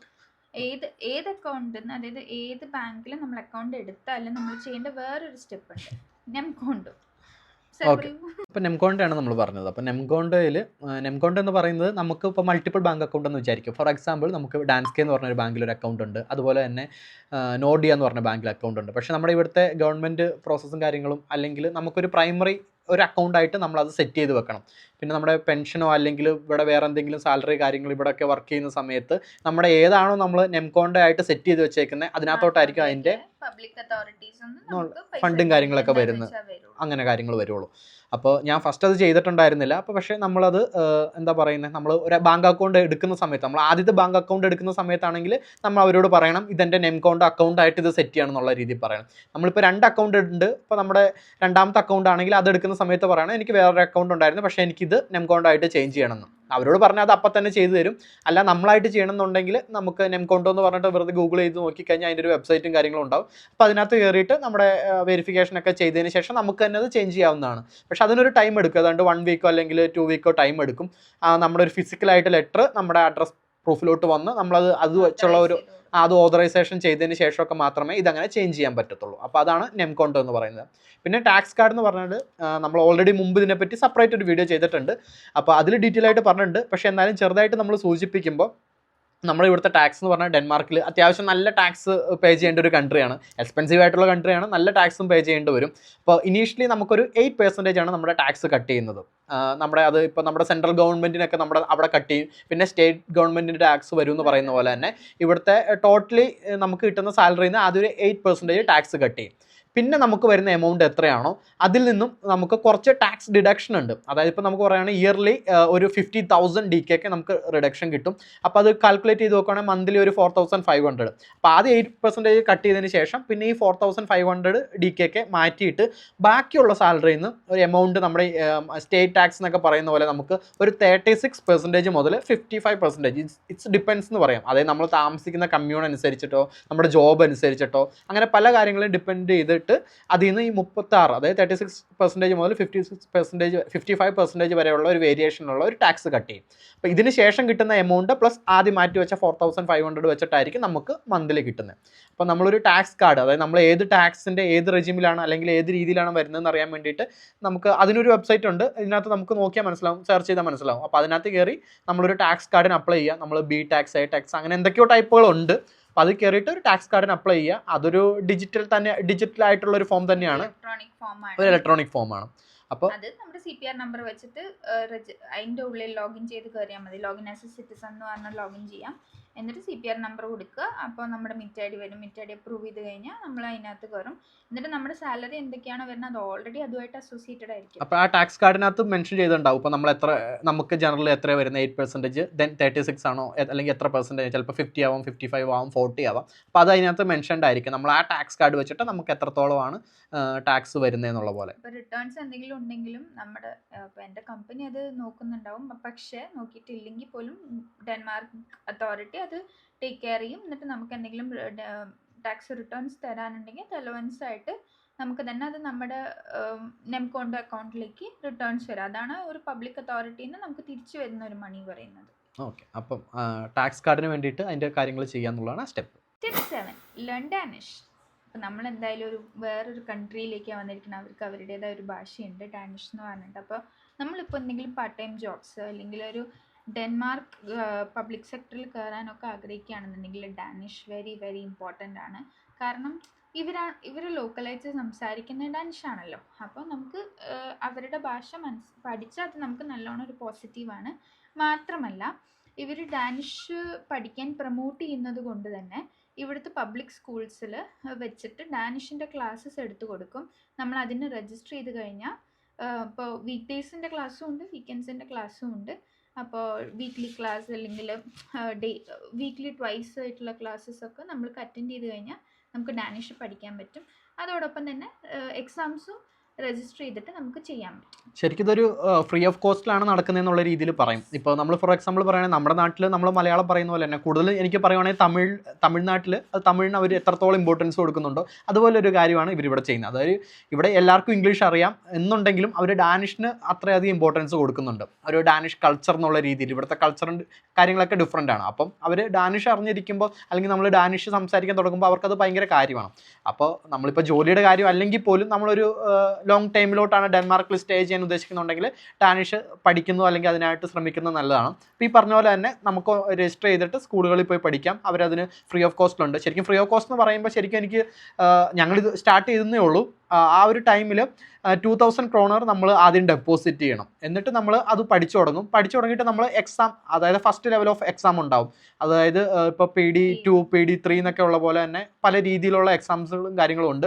അതുപോലെ തന്നെ ലെവൽ 1 ലെവൽ 2 ലെവൽ 5 എന്നുള്ള രീതിയിലുണ്ട്. അപ്പോൾ നമ്മൾ ഫസ്റ്റ് ഒരു 2000 kroner ഡെപ്പോസിറ്റ് ഇട്ട് ലെവൽ 1 പഠിച്ച് അതിൻ്റെ എക്സാം എഴുതി അത് പാസ്സായി കഴിഞ്ഞാൽ ആ 2000 എന്നുള്ളത് നമുക്ക് അപ്പം റിട്ടേൺ വേണമെങ്കിൽ നമുക്ക് റിട്ടേൺ കിട്ടും. അല്ല നമ്മൾ ലെവൽ 2 പഠിക്കാൻ പോവുകയാണെന്നുണ്ടെങ്കിൽ അത് ട്രാൻസ്ഫർ ചെയ്തിട്ട് ലെവൽ 2ൻ്റെ ഡെപ്പോസിറ്റ് എന്നുള്ള പോലെ പോകും. നമ്മൾ 1 ടൈം പഠിച്ച എക്സാം എഴുതി നമ്മൾ പാസ്സായില്ല എന്നുണ്ടെങ്കിൽ അത് അതിൻ്റെ ഫീസ് ആയിട്ട് അവർ കൺസിഡർ ചെയ്യും.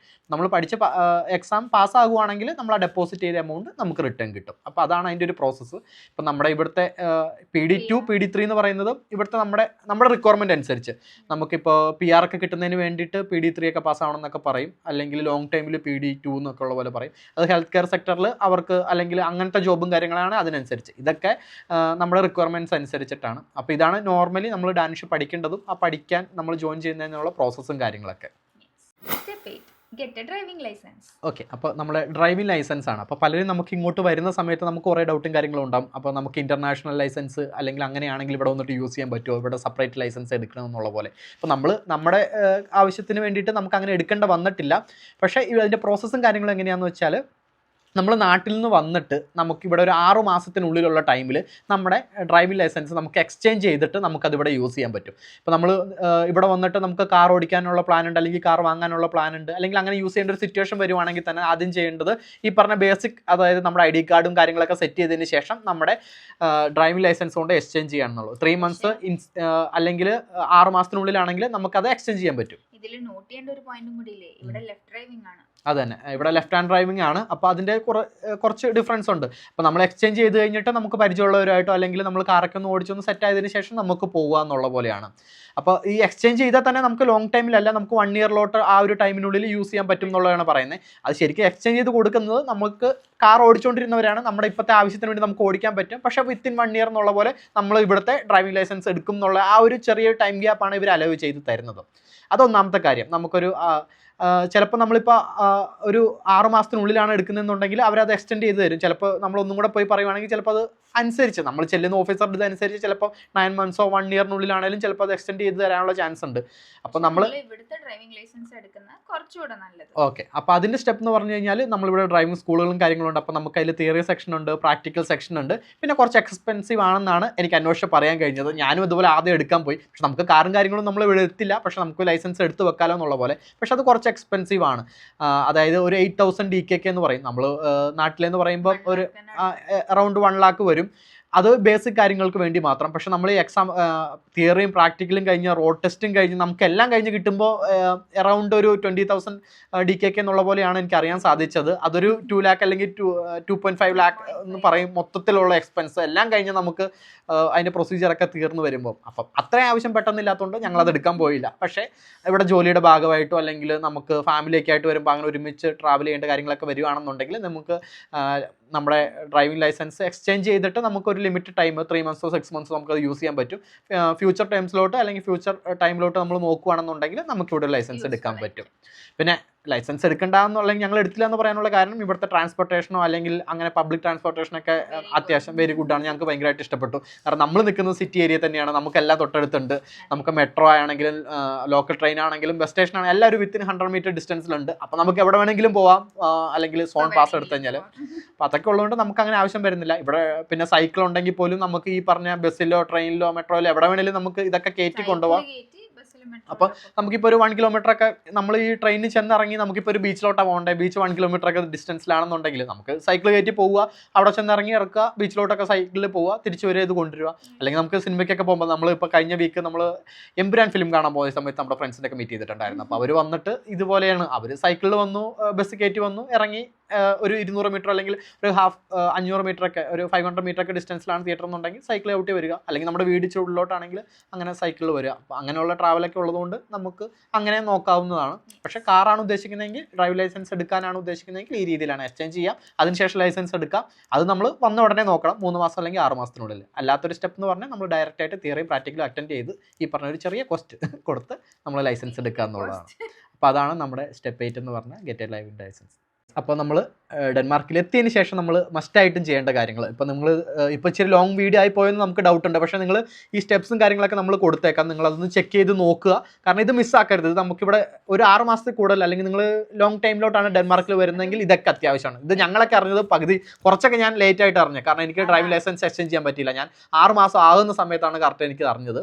അപ്പൊ അതുകൊണ്ട് ചെയ്യാൻ പറ്റിയില്ല. അതായത് ബാങ്ക് അക്കൗണ്ടിന്റെ കാര്യങ്ങളും ഇപ്പൊ ഒരു ബാങ്ക് അക്കൗണ്ട് ഓപ്പൺ ചെയ്യാൻ തന്നെ ഏകദേശം ഒരു 1.5 months എടുക്കും. അത് എനിക്കും സെയിം ആയിരുന്നു, ഇവനും സെയിം ആയിരുന്നു. അപ്പോൾ രണ്ടുപേരും മീൻസ് നമുക്ക് എത്ര പെട്ടെന്ന് ഓരോ കാര്യങ്ങൾ ചെയ്തെടുക്കാൻ പറ്റുന്നോ അത്രയും പെട്ടെന്ന് നമ്മളൊന്ന് സെറ്റിൽ ഡൗൺ ആവും. ഇല്ലെങ്കിൽ പിന്നെയും ഒരു ഫസ്റ്റത്തെ ഒരു ഇനീഷ്യൽ സ്ട്രഗിൾ നമ്മൾ ഫേസ് ചെയ്യുന്ന ഒരു അവസ്ഥയാവും. ഇവിടെ ഓൺലൈൻ ബാങ്ക് അക്കൗണ്ട് അല്ലെങ്കിൽ വേറെ രീതിയിലൊക്കെ നമുക്ക് ആപ്ലിക്കേഷനൊക്കെ യൂസ് ചെയ്യാൻ പറ്റും. നമ്മുടെ റെവല്യൂട്ട് എന്ന് പറഞ്ഞിട്ടുണ്ട്, അതുമെങ്കിൽ ലൂണാർ എന്നൊക്കെ പറഞ്ഞിട്ട്. അപ്പം ഞാൻ ഫസ്റ്റ് റെവല്യൂട്ട് വെച്ച് നമുക്ക് അതിനകത്തോട്ട് എന്തെങ്കിലും ബാങ്ക് ട്രാൻസാക്ഷൻ ഒക്കെ നടത്താമല്ലോ എന്ന് വിചാരിച്ചത്. പക്ഷേ ജോലിയുടെ കാര്യങ്ങളൊക്കെ ആയിട്ട് സാലറി വരുന്ന സമയത്ത് വന്നപ്പോൾ അത് പറ്റത്തില്ല. നമുക്ക് ഇവിടുത്തെ ബാങ്ക് അക്കൗണ്ട് അത് നെംകോണ്ടോ ആയിട്ട് രജിസ്റ്റർ ചെയ്ത ബാങ്ക് അക്കൗണ്ടും ഒക്കെ വേണമെന്ന് പറഞ്ഞു. ആ സമയത്ത് ഞാൻ ഓൾറെഡി ഇവിടെ വന്നിട്ട് 3 months കഴിഞ്ഞു. പിന്നെ ഞാനിത് അപ്ലൈ ചെയ്തൊക്കെ എടുത്തപ്പോഴത്തേനും എനിക്കൊരു 5 months അങ്ങനെ പോയി മൊത്തത്തിലെല്ലാം കൂടെ. അപ്പോൾ എനിക്ക് ലേറ്റ് ആയിട്ട് എൻ്റെ ഒരു ഇനീഷ്യൽ ടൈമിലെ 3 to 6 months എല്ലാ പ്രോസസ്സൊക്കെ ആയിട്ട് എടുത്തു എന്ന് പറയാം. അപ്പോൾ ഇതൊക്കെ അറിഞ്ഞിരുന്ന് വരുന്നവർക്ക് എന്തായാലും ആദ്യത്തെ ഒരു 2-3 മാസത്തിനുള്ളിൽ 3 monthsനുള്ളിൽ നമുക്കിതൊക്കെ കംപ്ലീറ്റ്ലി സെറ്റപ്പ് ചെയ്യാൻ പറ്റും. പിന്നെ ഫാമിലിയൊക്കെ ആയിട്ട് വരുന്നവർക്ക് വെരി ഇമ്പോർട്ടൻ്റ് ആണ്. കാരണം വൈഫിന്, ചിൽഡ്രൻസ്, അവർക്ക് എല്ലാവർക്കും ഇതൊക്കെ പല കാര്യങ്ങളും ചെയ്യേണ്ടതുണ്ട്. മറ്റേ സ്കൂൾ അഡ്മിഷനും കാര്യങ്ങളും അങ്ങനെയുള്ള കാര്യങ്ങളൊക്കെ നോക്കേണ്ടതുണ്ട്. അപ്പോൾ അതിനെപ്പറ്റിയൊന്നും നമ്മൾ ഡീറ്റെയിൽ ആയിട്ട് പറഞ്ഞിട്ടില്ല, സ്കൂൾ എഡ്യൂക്കേഷനോ അഡ്മിഷനും കാര്യങ്ങളൊക്കെ. കാരണം നമുക്ക് അങ്ങനത്തെ ഒരു രീതിയിലോട്ടുള്ള എക്സ്പീരിയൻസ് പോയിട്ടില്ല. അപ്പോൾ ഇതാണ് ബേസിക് നമുക്ക് ഇവിടെ ഒന്ന് സെറ്റപ്പ് ചെയ്യേണ്ട കാര്യങ്ങൾ. അപ്പോൾ നിങ്ങൾ ഇതൊക്കെ നോക്കുക. എന്തെങ്കിലും ഡൗട്ടും കാര്യങ്ങളൊക്കെ ഉണ്ടെങ്കിൽ കമൻ്റ് ആയിട്ട് ചോദിക്കുക. ഇതിനെപ്പറ്റി ഡീറ്റെയിൽ ആയിട്ട് പറയുന്ന സൈറ്റുകളും കാര്യങ്ങളും ഒക്കെ നമ്മൾ കൊടുക്കുക, അതിൻ്റെ കൂടെ കൊടുക്കുക. അപ്പോൾ അതൊക്കെ ഒന്ന് ചെക്കൗട്ട് ചെയ്ത് നോക്കുക. ബാക്കി ഡെൻമാർക്കിനെ പറ്റി അറിയാൻ ആകാംക്ഷയുള്ള അല്ലെങ്കിൽ അറിഞ്ഞിരിക്കേണ്ടത് കാര്യങ്ങൾ, നിങ്ങളുടെ ഡൗട്ടും കാര്യങ്ങളൊക്കെ കമൻറ്റ് ചെയ്യുക. നമ്മൾ അതിനെപ്പറ്റി മാക്സിമം വീഡിയോ ചെയ്യാൻ നോക്കാം. വാചാലനായി എന്നുള്ള പോലെ. പിന്നെ ഇതിൻ്റെ കൂടെ 1-2 കാര്യങ്ങളും കൂടെ എനിക്ക് ആഡ് ചെയ്ത് പറയാനുള്ളത്, ഒരുപാട് പേര് കമൻറ്റ് മെസ്സേജ് അയക്കുന്നുണ്ട്. അപ്പോൾ അവർ പേഴ്സണൽ നമ്പറൊക്കെ ചോദിക്കുന്നുണ്ട്. അപ്പോൾ അത് സോഷ്യൽ മീഡിയയിൽ അല്ലെങ്കിൽ യൂട്യൂബിലൊക്കെ നമ്പർ കൊടുത്ത് അത് എങ്ങനെ യൂസ് ചെയ്യുന്നതെന്ന് അറിയാത്തതുകൊണ്ട് ഞാൻ അവരോട് ഇൻസ്റ്റാഗ്രാമിൽ കോൺടാക്ട് ചെയ്യാനാണ് പറയുന്നത്. അപ്പോൾ അതിൻ്റെ ഒരു ആവശ്യകത അല്ലെങ്കിൽ പ്രയോറിറ്റി അനുസരിച്ച് ഞാൻ അവരുമായിട്ട് കമ്മ്യൂണിക്കേറ്റ് ചെയ്യാൻ വേണ്ടിയിട്ട്. പക്ഷെ അതിനകത്തും അയച്ചിട്ട് റിപ്ലൈ തരുന്നില്ല എന്ന് ഒരുപാട് പേര് പറയുന്നുണ്ട്. എനിക്ക് 100+ ആൾക്കാർ ഓൾമോസ്റ്റ് ഒരു വീക്കിൽ ഞങ്ങൾക്ക് മെസ്സേജ് അയക്കുന്നുണ്ട്. അപ്പോൾ നമുക്കത് സമയം കിട്ടിയെന്ന് വരില്ല. ഡെയിലി എന്തായാലും ചെക്ക് ചെയ്യാൻ സമയമില്ല, കാരണം ഇതൊരു സെക്കൻഡറി അക്കൗണ്ട് ആയിട്ടാണ്. അപ്പോൾ നമുക്കത് ഡെയിലി ചെക്ക് ചെയ്യാൻ സമയമില്ല. അപ്പോൾ നമ്മൾ വീക്കെൻഡ് സാറ്റർഡേ സൺഡേ ടൈം ഉള്ള പോലെയാണ് നോക്കുന്നത്. അപ്പോൾ മോസ്റ്റ്ലി 100+ ഉണ്ടാവും. ചില സമയത്ത് ഞാൻ ഒരു വീക്ക് വിട്ടുപോയി, ആ വീക്കെൻഡ് നമ്മൾ എന്തെങ്കിലും തിരക്കൊക്കെ ആണെങ്കിൽ ചില സമയത്ത് നോക്കിയപ്പോൾ 600 മെസ്സേജ് ഒക്കെ വന്ന് കിടപ്പുണ്ട്. അപ്പോൾ നമുക്കത് 1 by 1 ആയിട്ട് വായിച്ച് മെസ്സേജ് കൊടുക്കുന്നത് പോസിബിൾ ആയിട്ടുള്ള കാര്യമല്ല. അപ്പോൾ കോമൺ ആയിട്ടുള്ളതാണെങ്കിൽ നമ്മൾ എടുത്തൊരു വീഡിയോ ചെയ്യാമെന്ന് മാത്രമേ നമുക്ക് അതിനകത്ത് പറ്റത്തുള്ളൂ. അപ്പോൾ വീഡിയോ കണ്ട് അത് മനസ്സിലാക്കുകയാണെങ്കിൽ ഞങ്ങൾക്ക് കുറച്ചുകൂടെ ഹെൽപ്ഫുൾ ആയിരിക്കും. കാരണം നിങ്ങളെ ഒരു ആകാംക്ഷയിലാണ് ചോദിക്കുന്നത്, നമുക്ക് മനസ്സിലാവുന്നത്. അപ്പോൾ ചിലർ ഹായ് ഇട്ടിട്ട് ജസ്റ്റ് ഹായ് ഹലോ എന്ന് ഇട്ടിട്ടായിരിക്കും പോവുക. അപ്പം എനിക്ക് തിരിച്ച് ഹായ് ഇടാൻ പറ്റുള്ളൂ, കാരണം നിങ്ങൾ എന്താ ഉദ്ദേശിക്കുന്നതെന്ന് അറിയത്തില്ല. അപ്പം ജസ്റ്റ് ഒരു മെസ്സേജ് ആയിട്ട് ഇടുക, എനിക്കത് പറ്റുന്ന പോലെ റിപ്ലൈ ചെയ്യും. എല്ലാവർക്കും റിപ്ലൈ ചെയ്യാൻ പറ്റുമെന്ന് ഒരു ഉറപ്പില്ല, പക്ഷേ മാക്സിമം നമ്മൾ ട്രൈ ചെയ്യാം എന്നുള്ള പോലെയാണ് നമുക്ക് ഇൻസ്റ്റാഗ്രാമിലൊക്കെ മെസ്സേജ് അയക്കുന്ന സമയത്ത്. പിന്നെ കോമൺ ആയിട്ടുള്ളതാണെങ്കിൽ വീഡിയോ ആയിട്ട് ചെയ്യാം. അപ്പോൾ നിങ്ങൾ വീഡിയോ കണ്ടൊന്ന് മനസ്സിലാക്കൂ എന്ന് പറയുമ്പോൾ പിന്നെയും ആൾക്കാർ ക്യൂരിയോസിറ്റി കാരണം വിളിക്കട്ടെ അല്ലെങ്കിൽ ഒന്ന് എടുക്കൂ എന്നുള്ള പോലെ ചോദിക്കുന്നത്. എന്താ വെച്ചാൽ നിങ്ങൾക്ക് വേറെ ആരെയും കോണ്ടാക്ട് ചെയ്ത് കിട്ടാഞ്ഞിട്ടായിരിക്കും, വി അണ്ടർസ്റ്റാൻഡ്. പക്ഷെ നമുക്ക് എപ്പോഴും ആ ഒരു സംസാരിക്കാൻ പറ്റിയെന്നൊന്നും വന്നേക്കില്ല. അതുകൊണ്ട് വീഡിയോ കണ്ട് സഹായിച്ചാൽ വളരെ ഹെൽപ്ഫുൾ. ഓക്കെ, അപ്പോൾ നമുക്ക് പറ്റുന്ന പോലെ നമ്മൾ അതിനനുസരിച്ചുള്ള വീഡിയോസ് ഇടാം, പറ്റുന്ന അത്ര റിപ്ലൈ തരാനും ശ്രമിക്കുന്നുണ്ട്. അപ്പോൾ അടുത്ത ഇൻഫർമേറ്റീവ് ആയിട്ടുള്ള വീഡിയോ അല്ലെങ്കിൽ ഞങ്ങളുടെ പേഴ്സണലായിട്ട് നമ്മുടെ വീഡിയോസൊക്കെ ആയിട്ട് നമ്മൾ വരുന്നതായിരിക്കും. സോ എല്ലാവരും ചാനൽ സബ്സ്ക്രൈബ് ചെയ്യുക. അപ്പോൾ കൂടുതൽ ഡീറ്റെയിൽസ് ആയിട്ട് പിന്നെയും കാണാം. Bye bye. Bye bye.